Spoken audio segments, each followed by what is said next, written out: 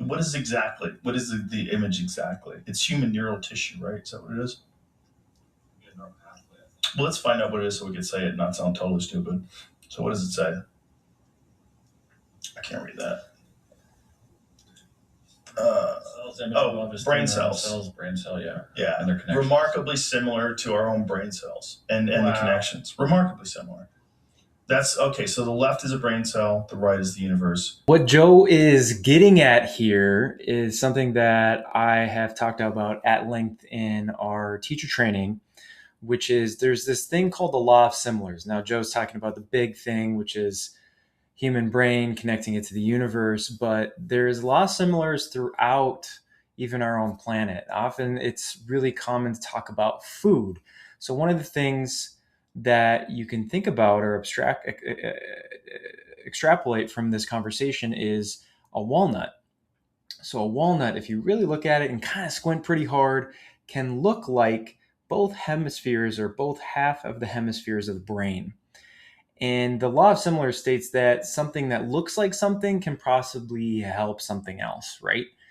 So in the case of a walnut, it tends to have pretty good omega-3s, pretty good fatty acid profile, so good fats. The brain has a lot of fats. So if you eat walnuts, they can not, it's correlative, not causative, but they can really help with your brain health because your brain is mostly made of fat. Walnuts have good fats. Do you see the connection there? Well, just as much as I can make that connection with food, we can start to extrapolate. And I don't want to just say this myself, but what I've been hearing, reading about, and researching is that the top physicists, the people that are really pushing the envelope when it comes to quantum mechanics and those types of things, are starting to really look at the universe from this perspective of there is possibly multiple worlds or multiple versions of us, right? Maybe you've heard that example before, or the universe is so large that there's millions of different versions of you that are playing out all right now. That's just the vastness of the universe. Well, what I think Joe was indirectly pointing to is our brains look very similar to the universe.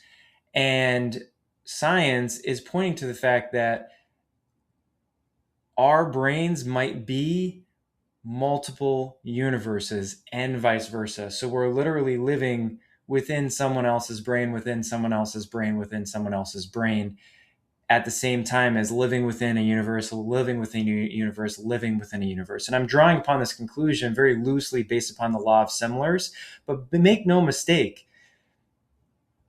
our brains and the way that our neurons collect or connect collectively looks very similar to universes and galaxies and vice versa.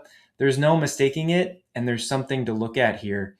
And when it comes to breathwork and doing long form journeys, I do think that we are connecting to a certain level of oneness, a certain level of humanness. And that may be based upon the neural connections within our brain and how the universe is wired very similarly. So just a little bit of food for thought, but you can't get past the fact that there's something here with our brains and the universe.